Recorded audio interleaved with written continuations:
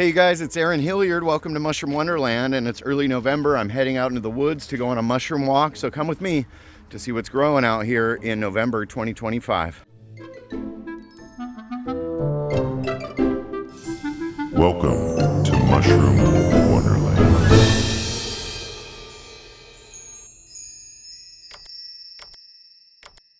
So my name is Aaron Hilliard. I'm a mycology educator from Kitsap County, Washington. I teach classes at Olympic College, and I have this channel where I go out and describe all the mushrooms that I come across. We're right in the middle of mushroom season in the Pacific Northwest, and I'm in a big county park where a lot of people come foraging. I'm gonna go a ways in and try to see if we can find some cool mushrooms and just describe all the things along the way. Let's just get to it and head into the woods. Look at this, he's on all kinds of good anti-inflammatories, doing better than ever. This is a conifer-dominated forest, mainly Douglas fir and western hemlock, but there's also a smattering of other things, red cedar, some alder, and big leaf maple. So really great fungal habitat. I suggest that if you're looking for a good place to forage mushrooms, look for county and state parks, and then check the regulations on foraging for mushrooms. Right down here, I see some mushrooms. And this one is called Xerocomelus atropurpureus, or the deep purple bolete. And bolete kind of refers to the sponge-like pore surface on the bottom of the cap. And then this one has this reddish stem all the way up and a really dark kind of lumpy cap that's deep purple colored. These are a pretty decent edible, and you can find them in good numbers. These little young ones are actually quite tasty, and for a long time they called them Zellers boletes, but that's a different species. We also have that one here, but this one, darker, chonkier, full red stipe. The cap is dark all the way to the edge of the margin, so a decent edible, maybe not choice, but if you cook it the right way or use it in soups or stews or gravy, it can be a really good one. So Xerocomelus atropurpureus, or the deep purple bolete.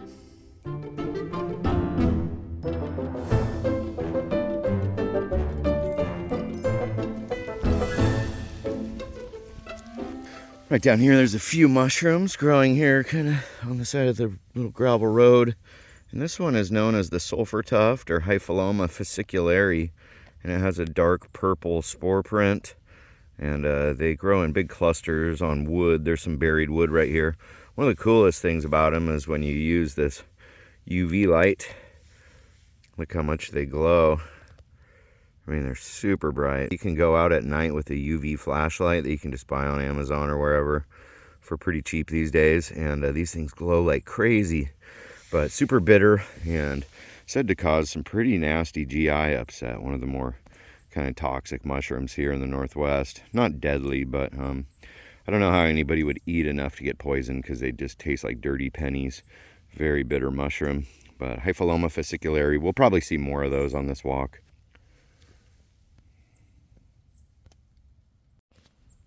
Here we go, just like 20 feet away.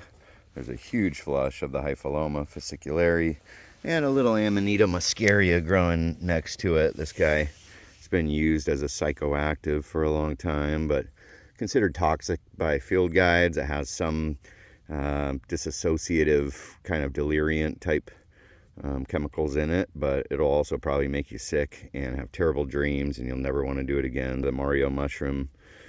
And a beautiful little example of one coming out of its little egg. It's a little vulva down here, and then this is called the annulus. That's the ring on the middle of the stem. And this one's super easy to identify because it's red with those white spots. And this is just the top. All that white material is remnants of this bulb, so it's not separate. This is just like it's called the universal veil that used to cover the cap, and this kind of hatched out of this egg. And those are the eggshells still on top. I can feel this little chill in the air. It feels like winter's on its way. So when the dry season pushes against the cold season, it makes for a short mushroom season in the Northwest here. But we have all these little micro habitats deep under the brush and stuff. So even after a frost, a lot of mushrooms will survive. Sometimes I find chanterelles well into December and even January in certain places, but you know, a heavy frost or a freezing is really kind of puts the end to mushroom season. So get out there and get it while the getting is good, you know what I mean?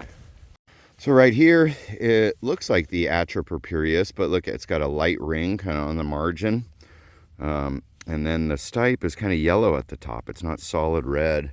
It's a little more slender and tall of a stipe. So this one's the real Xerocamelus zelleri, or the Zellers bolete. Used to be in the genus Boletus along with like porcini. And a lot of the old field guides consider this a choice edible. Wow, it's a really big one right over there. But came into a nice little flush of Zellers. So you can collect these Zellers boletes or Atropurpureus. They're very much similar. I mean, there's just slight genetic and morphological differences, but the same in edibility, and a pretty decent edible. Those are nice.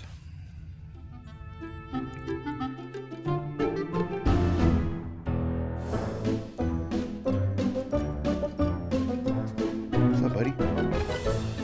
Check this out right here. These are called Clytopulus prunulus, or the sweetbread mushroom.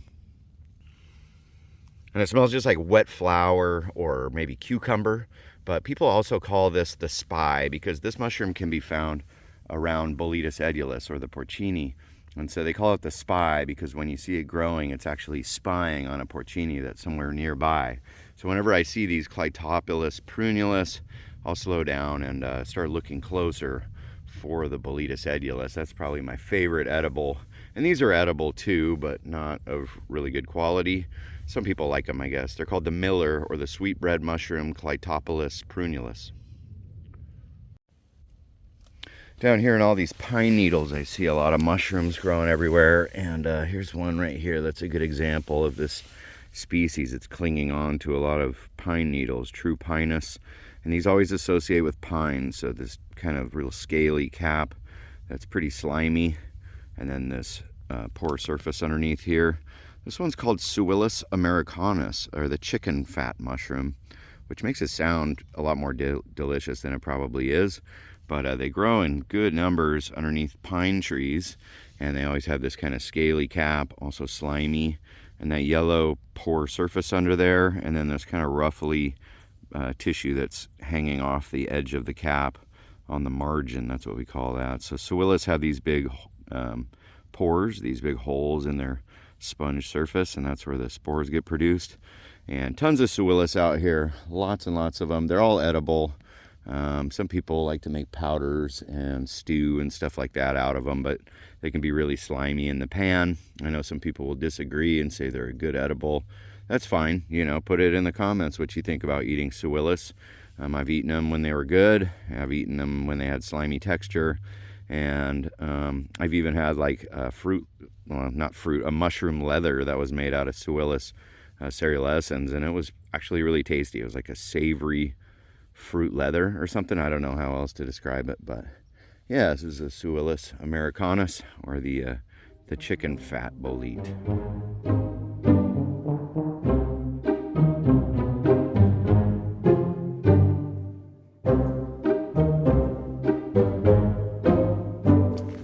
I love coming out here on weekdays in the morning. It's really quiet.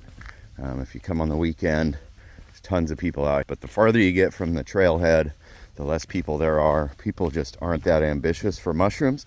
Just keep going. Keep going past these first obvious trails that might look good and go way deep into the woods. That's where you're going to find the untouched spots. Wow, that Suillus left my fingers feeling super sticky. Some people say to peel the slime layer off of the Suillus to make it less likely to upset your stomach. If you've been following me, you'll know that it's been a really busy autumn. There's been fungus fairs everywhere, festivals and different things that I've been going to and speaking at, leading forays, putting out videos. And so been having a great time out here though, and I hope the mushrooms don't slow down. Right here on this log, we see some orange jelly fungus, and this is known as Dacromyces chrysospermus, or the conifer jelly fungus, and it grows on conifer wood like this, and it'll grow well into the winter. It's really cold tolerant, but you could just pick these off the log and eat them and try them out. It's just kind of watery, cold, and boogery. But one time I tried them out, and I thought they tasted kind of citrusy, but perhaps it was just kind of my imagination doing a color association thing. But some pretty nice fruiting bodies right here. I've heard of people making like, you know, fruit candies out of drying them and adding flavor and stuff like that. It's really a novelty, but really common all over the logs and sticks out here in the conifer forest. Dacromyces chrysospermus, or the conifer jelly fungus.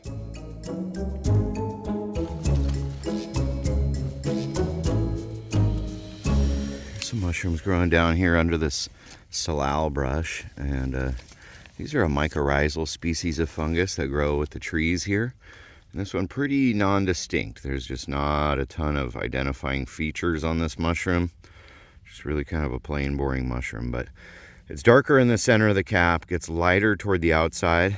It's going to have white gills, but it'll produce brown spores. These are pretty young, but these ones are in the genus Hebeloma. So a lot of different Hebelomas or Hebelomas, however you want to call it.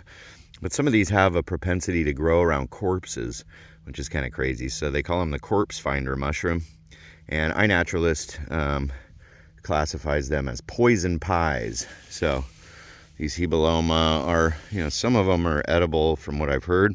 One of them smells like grape Jolly Ranchers. It's a really dark one, not these, but that was a mind-blowing thing when I smelled the grape Jolly Rancher mushroom. But yeah, kind of a morbid idea that they like to grow around decaying flesh. So there's your mycorrhizal, inedible or toxic Hebeloma species growing here in the forest. Right here, I came into a russula wonderland. It's a russula, russula, whatever you want to call it.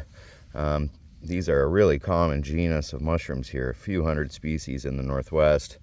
This one's kind of kicked out onto the trail. Could have been a person, but squirrels also like to eat these. But see this blushing at the bottom of the stem like that? And then this burgundy kind of wine-colored cap. And if you scratch the stem, it'll turn this yellowish color. This one's called Russula olympiana, named for Olympia, Washington, right here, our capital. And this is our Pacific Northwest shrimp russula. So a decent edible. And you can tell it's a russula because it'll snap just like chalk. Most mushrooms will just bend and shred apart, but russulas have a unique cell structure that makes them break like chalk. Once you determine it's a russula with that breaking method, go ahead and you could try a little nibble off the edge of the cap to see if it's sweet or spicy, and that'll let you know if it's edible or not. Some people say you can even eat the spicy ones and that it perhaps boils away, but I don't know why you would. There's so many good edibles out here. You don't really need to be risking things. Maybe avoid the spicy russula, but let's give it a little nibble test, maybe on a clean corner of this, see if it's sweet or spicy. All the other keys are pointing towards the shrimp russula. The last one I need to know is it sweet? Is it mild? So I did the snap test, now the nibble test. You can do this with any mushroom and it won't hurt you. You could even do it with the death cap, just don't swallow the pieces. After about 5 or 10 seconds, you'll start feeling the spiciness if it's a spicy one, but this one's mild and sweet. There's a lot of these purple russula, but with these 3 indicators, the blushing stipe, the yellowing bruise, and the burgundy mild tasting cap, you got yourself a shrimpy. Pretty good edible.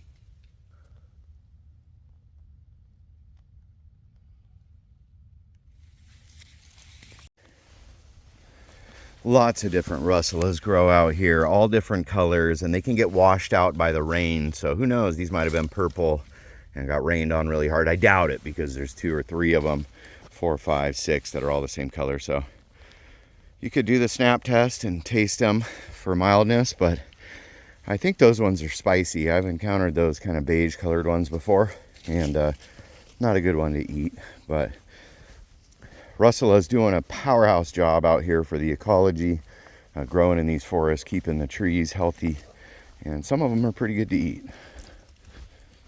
Here is one of our Lactarius deliciosus mushrooms. This guy turns green, look at that. So on the top of the cap, concentric orange rings. You don't see the rings too much. You can kind of see it right there. They also get this green oxidation, which isn't bad. It looks pretty gross, but and especially if you put this in the fridge for a couple days, it's going to turn really green. But when you cook them, they turn tan colored. And so this one, Lactarius, will have a lactation in it. When I break it, we're going to look for a color change. This one's got orange latex. They're related to russula. They also snap like chalk, and they can have a bit of a crunchy texture. So I usually just boil them for a little while first. They'll lose that crunchy thing, and they're a pretty decent edible. The Lactarius deliciosus group, you know, just its name would imply that it's a pretty tasty mushroom. Not bad.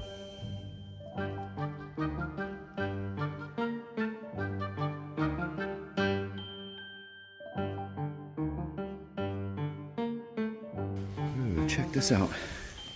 This looks very purple and velvety on the top of the cap, and if I can get it off of this wood, it's growing on wood but also suspected to be mycorrhizal. So this one is the Admirable bolete, or Arabolitus mirabilis, but this one is considered a pretty choice edible, and you can see that velvety purple cap, pretty unmistakable, yellow pores underneath, and then this interesting kind of stipe texture and color on the Arabolitus. And it grows on hemlock, and it's also mycorrhizal, so associating with hemlock. There's a nice Cortinarius right there, and another like a purple Cortinarius right there.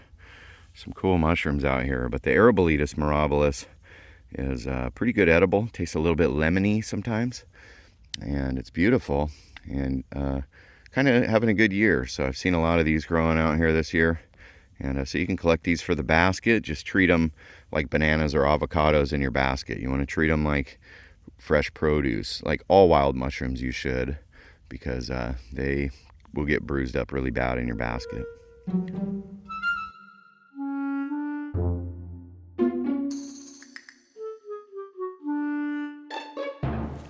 And so I might as well talk about this really quick. This is a Cortinarius. So this genus kind of defined by this cobwebby veil that attaches the cap to the stem. I'm not going to pick this one. I don't have any use for it, but beautiful. I love purple or blue or green mushrooms. This one's very stunningly lavender out here in the woods, and so mycorrhizal powerhouse, helping the trees grow out here. And there's lots of Cortinarius, a tough genus to nail down to species, and also for the most part inedible or unknown toxicity. Some of them are known to be deadly toxic, so kind of suggested to just not eat the Cortinarius. But beautiful, and you see these big lavender mushrooms with that cobwebby stuff going on. You can bet that it's a Cortinarius, or Cort for short.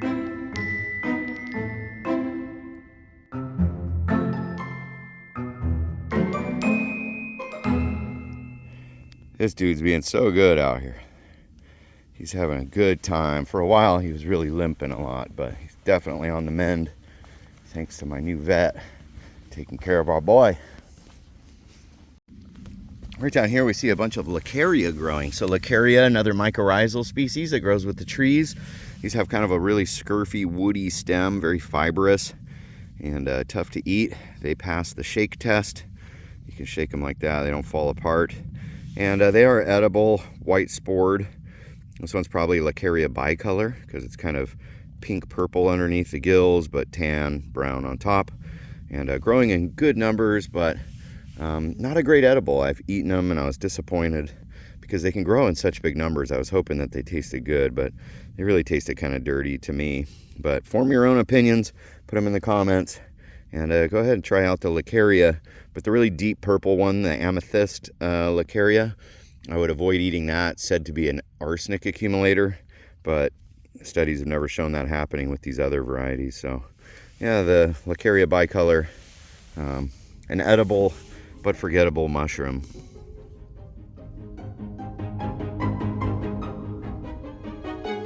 Look at that, a partial fairy ring of russula growing out here in the woods.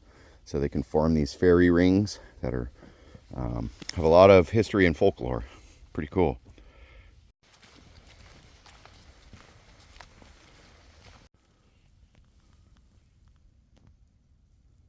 What's up, buddy? Just passing through. Right down here, come across my first chanterelle of the day, a white chanterelle. And this guy's getting pretty soggy, pretty gross.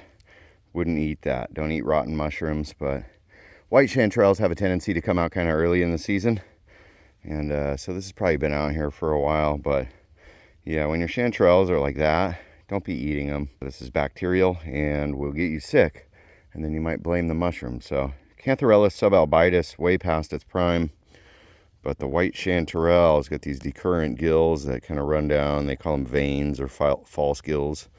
But it also shreds apart a bit like chicken or string cheese. And here in the Northwest, we just don't have worms in them. So if you find a wormy mushroom you think is a chanterelle, think again. East of the Rockies, there are definitely worms in the chanterelles out there. But there you go, the white chanterelle, past its prime. Too late in the season for these guys anymore, probably. You might find them in a small microhabitat where they're still fresh, but yeah, this one's pretty hammered. So I'm going to toss this out. Spread its spores. Ready? As I look over here, I see some Ramaria or coral fungus growing here. How beautiful is that?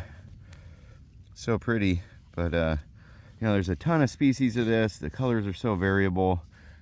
Could be toxic, meaning it'll just give you really bad GI upset. Some people eat these and then get really bad diarrhea and stuff like that. So, and some of them are edible, but really hard to tell them apart.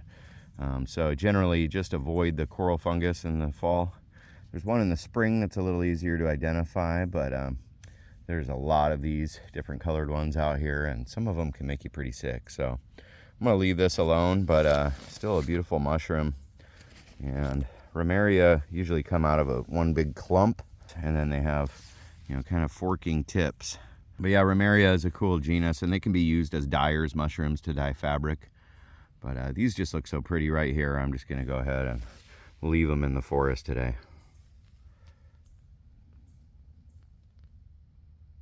One of my favorite trail signs.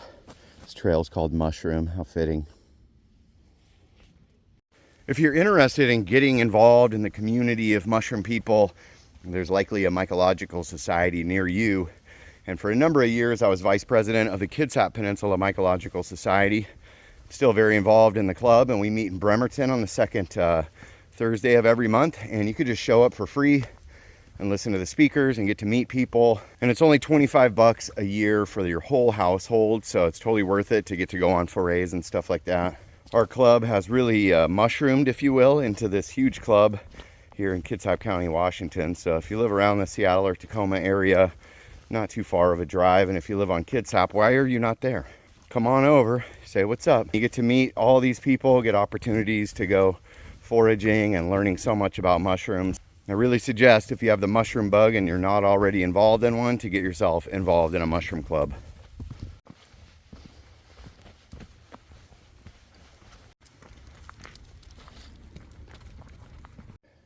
Right here, I see some mushrooms growing on this log that I talk about in a lot of my videos. This one is called the deer mushroom, or the deer shield mushroom.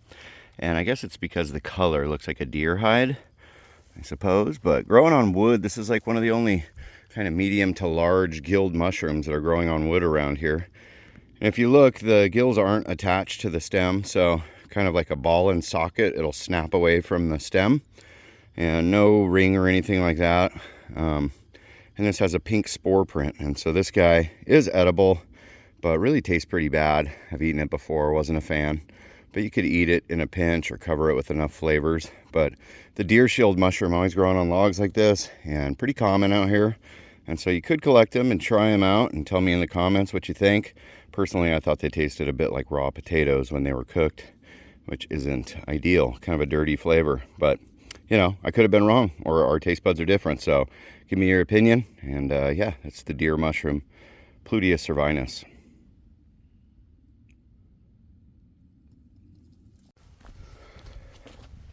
This is super cool. I got to show this, but it's an old safe that's been in the woods forever and ever.